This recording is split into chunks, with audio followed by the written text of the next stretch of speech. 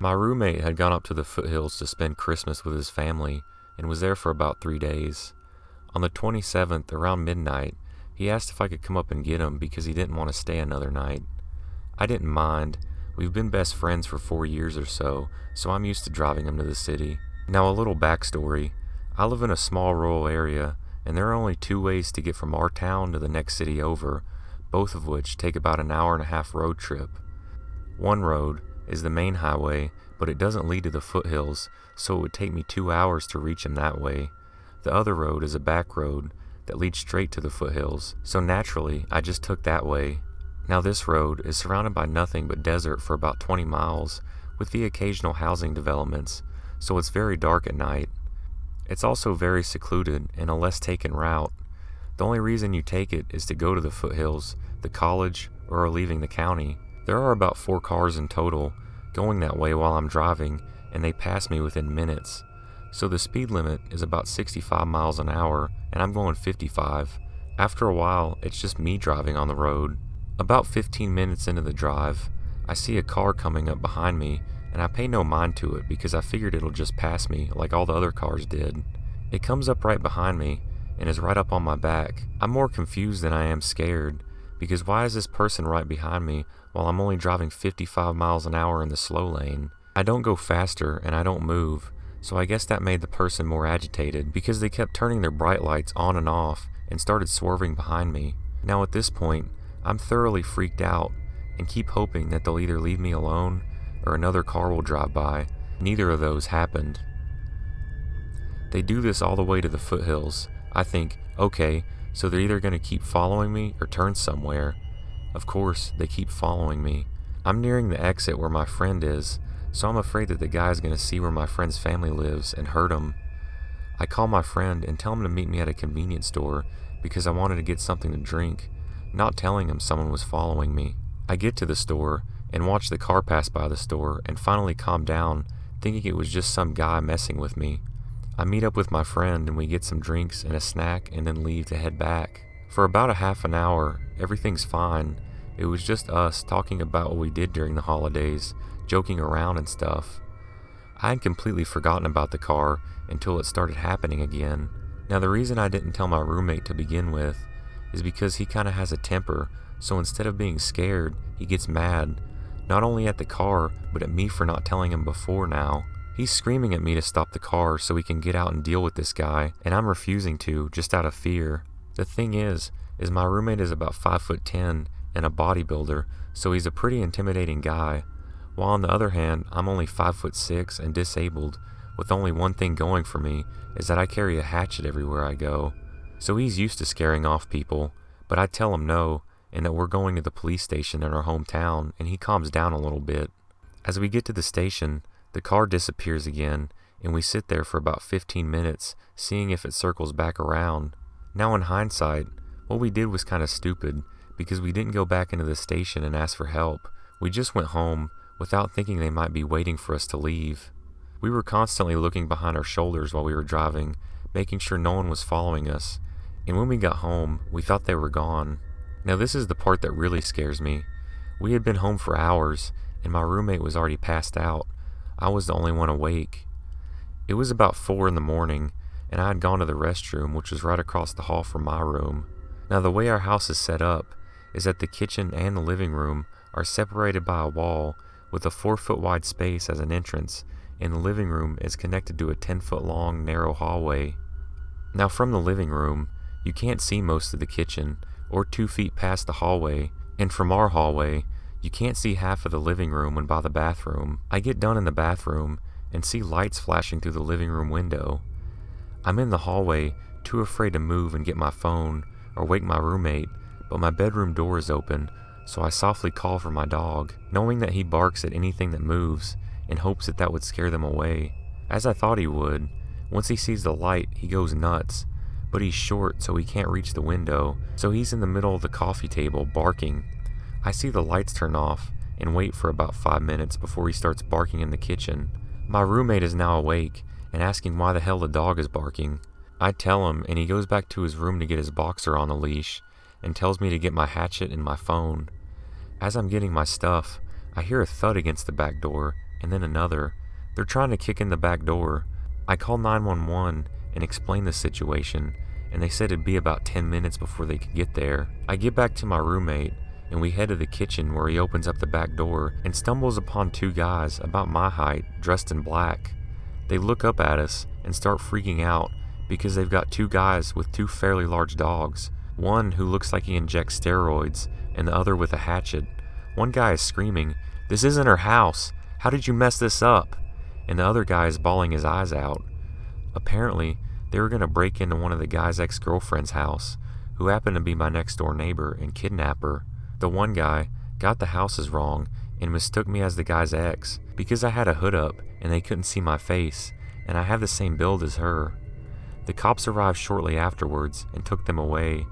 It was freaky, and I hope it never happens again, because I don't know what I would have done if they were actually after us.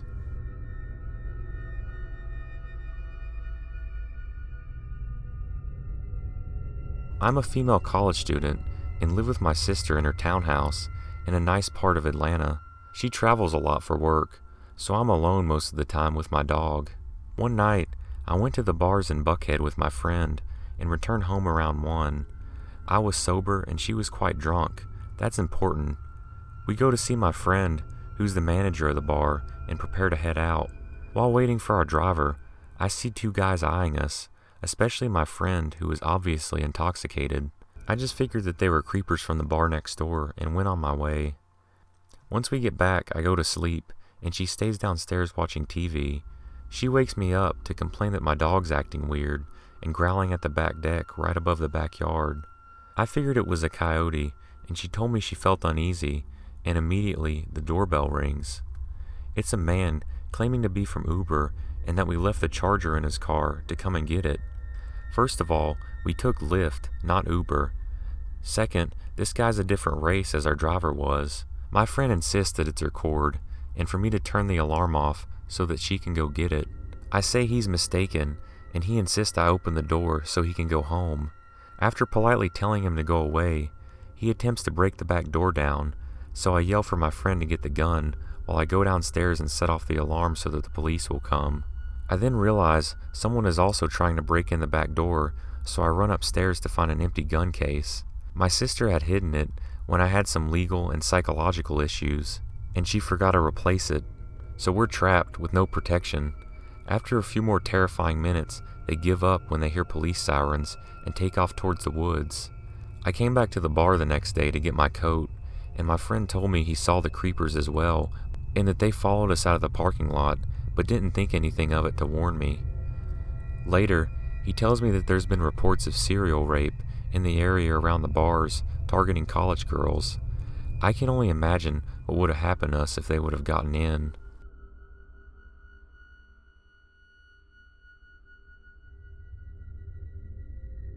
I left college after my freshman year to join the U.S. Marine Corps. After training, I proceeded with college, majoring in studio art, as well as working full-time in a well-known bar as a head bouncer.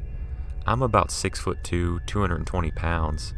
I have good size and muscle. For the longest time, the town and campus felt like such a safe place to be.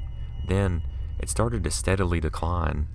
Reports of missing girls, attacks on campus, live gunmen, rapes at gunpoint in apartments right next to campus, and murders. It really started to feel like an unsafe environment, even though I've never had any problems. Our shift usually started at 8 or 9, and after cleanup, we would get off around 4 a.m. It usually was crowded with college kids, with the exception of 2 or 3 nights a week, where there would be a mix of townies, college kids, and thugs. Surprisingly, the townies and thugs were all cool, and we got to know them really well because we saw them on a daily basis. Now, where I went to college, I'll leave nameless, but I was about an hour or so from a couple big cities and was a destination party scene, most likely for cheap drinks and college girls, and that's where the trouble came in.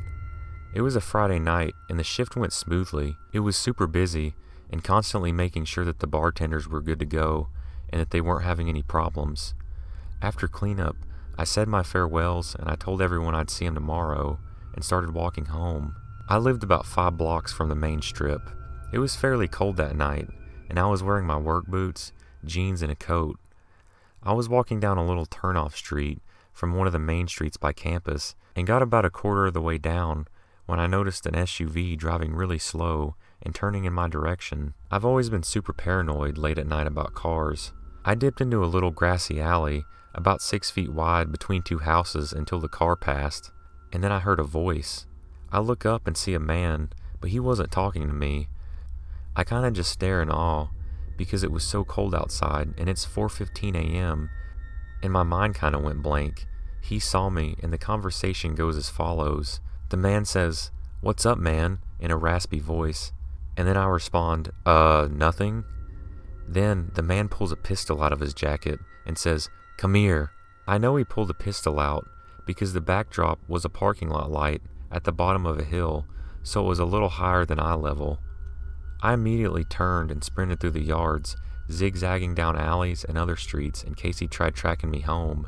I went 6 blocks out of my way and have never ran so fast in those huge boots and jeans as I did that night. Later that weekend, there were 2 homicide victims by gunshot. It could have been somebody else, but my feeling is that this guy was in from the city since he was out so late with nowhere to go looking for victims.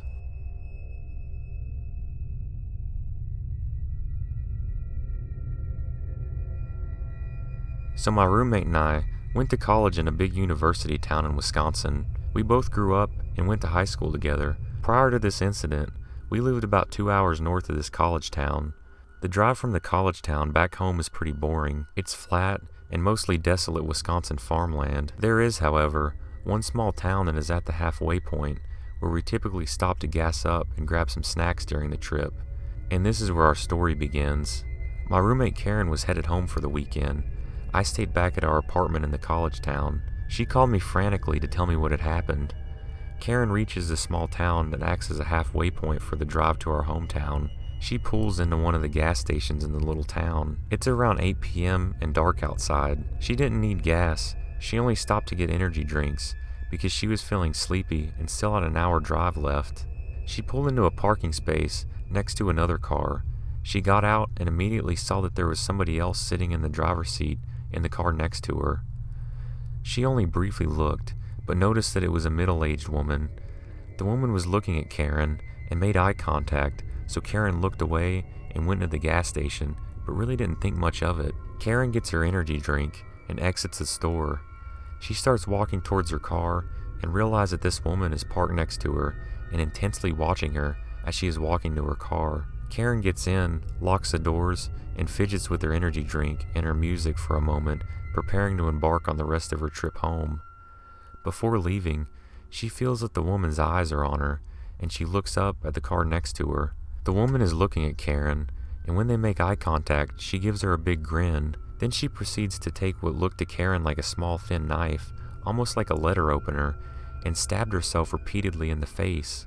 The way she described it to me reminds me of exactly one scene in the movie Black Swan. The woman begins stabbing herself while looking at Karen, but then begins studying herself in a rearview mirror while continuing to stab herself. Karen stared in disbelief and then threw her car into reverse and sped out of the parking lot. She called me right away, freaking out, and asked if she should call the police. To which I replied, absolutely. She called the police and that was that. She never heard anything of it. After this incident, neither of us go to that gas station anymore. We either go to the other one in that town, or we avoid stopping in that town completely. Karen says the worst part about the whole thing was the woman's sinister grin, and how she made sure Karen was watching her when she was stabbing herself.